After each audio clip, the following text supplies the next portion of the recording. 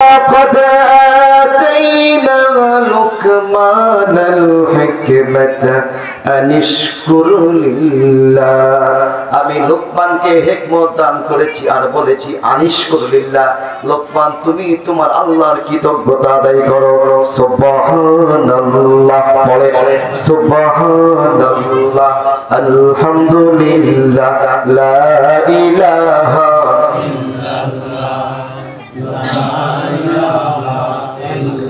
প্রিয় ভাইরা আমার হযরত লোকমান বলল মনিব আমি ঠিকই করেছি আমি কোনো ভুল করি নাই ছাগলের মধ্যে সবচেয়ে মূল্যবান জিনিস হলো তার হৃৎপিণ্ড আর একটা মূল্যবান জিনিস হলো তার জিহ্বা আবার সবচেয়ে খারাপ জিনিস হলো হৃৎপিণ্ড আবার সবচেয়ে খারাপ জিনিস হলো জিহ্বা এই জিহ্বাই ভালো আবার জিহ্বাই খারাপ হয় কেন হয় মানুষের মন যদি ভালো হয়ে যায় মন যদি কোরআনওয়ালা হয়ে যায় মন যদি আল্লাহওয়ালা হয়ে যায় ওই মনটা হলো শ্রেষ্ঠ মন ওই মনের উপরে আর কোন শ্রেষ্ঠ মন আল্লাহর আকাশের নিচে জমিনের মধ্যে আর নাই যে মানুষটি ভালো তার চাইতে কি আর ভালো কেউ আছে কারণ সৃষ্টির সেরা জীবের নাম কি মানুষ যদি ভালো হয়ে যায় তাহলে সে সবচাইতে ভালো আর মানুষ ভালো না খারাপ এটা বোঝা যায় তার জিহ্বার মাধ্যমে কারণ তার কথাবার্তায় চাল চলনে বোঝা যায় লোকটা ভালো না খারাপ তার কথাবার্তায় বোঝা যায় লোকটা কেমন লোকটার কথাবার্তার মধ্যে দুই নম্বরই আছে এটা নাই এটা বোঝা যায় জিহ্বার মাধ্যমে কথা কোন ঠিক কি না সুতরাং জিহ্বা যদি ভালো হয়ে যায় তাহলে পুরো মানুষটাই ভালো আবার পক্ষান্তরে আমি খারাপ জিনিসটাকে হৃৎপিণ্ড কেন আনলাম এটার ব্যাখ্যা হলো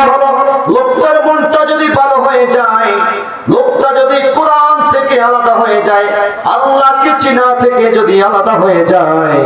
তার অন্তরকে যদি শয়তান গ্রেফতার করে ফেলে তার অন্তরটা যদি শয়তানের অন্তর হয়ে যায় তার চাইতে খারাপ অন্তর আর হতে পারে না পৃথিবীতে কথা কোন ঠিক কিনা এজন্য ভালো হওয়ার উপরে সবচাইতে ভালো মানুষ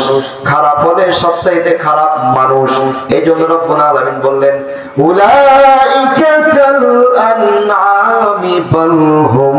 আদাল উলাইকা হুমুল গাফিলুন মানুষ খারাপ খারাপ এত খারাপ চতুষ্পদ জানোয়ার নিকৃষ্ট জানোয়ার শুকরের চাইতেও বেশি খারাপ মানুষ কতক্ষণ ঠিক কিনা আবার মানুষ ভালো এমন ভালো কেমন ভালো কোরআনে কারীম বলছে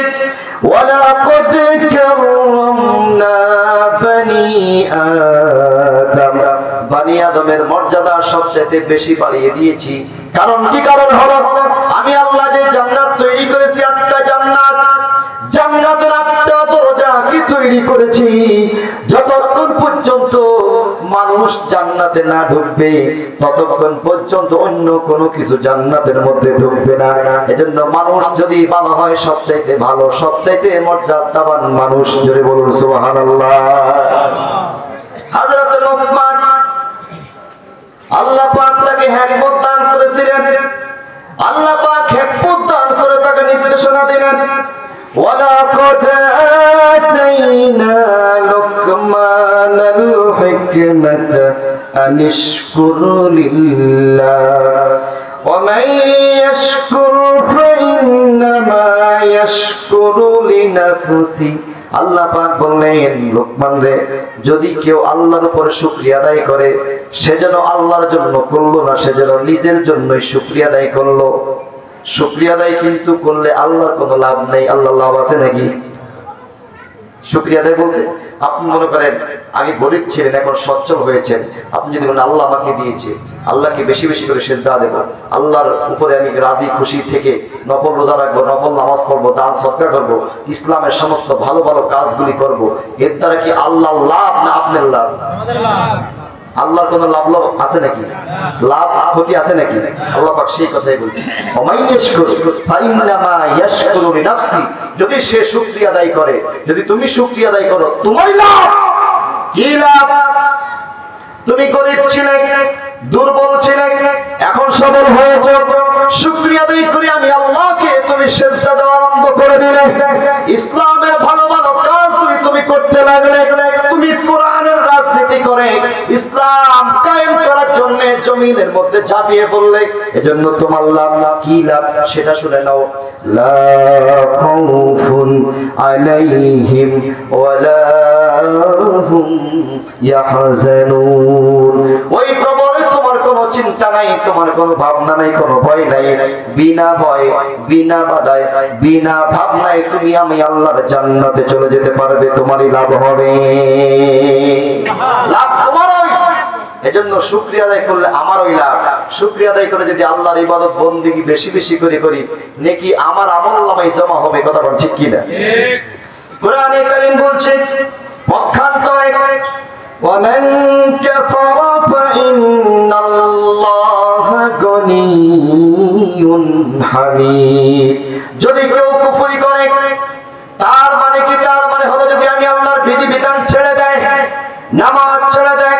রোজা ছেড়ে দেয়, মাহফিল হচ্ছে, কোরআনের আলোচনা হচ্ছে, আমি সেখানে যাব না, রাস্তায় বসে থাকি, আল্লাহর কি কোনো ক্ষতি নাকি? না। আল্লাহর কি কোনো লস হবে নাকি? আল্লাহ পাক সেই জবাবে দিচ্ছে ওমান কাফারা, যদি কেউ কুফরি করে, যদি কেউ ইবাদত করে, যদি কেউ ইসলামকে ছেড়ে দেয়, ফা ইন্নাল্লাহ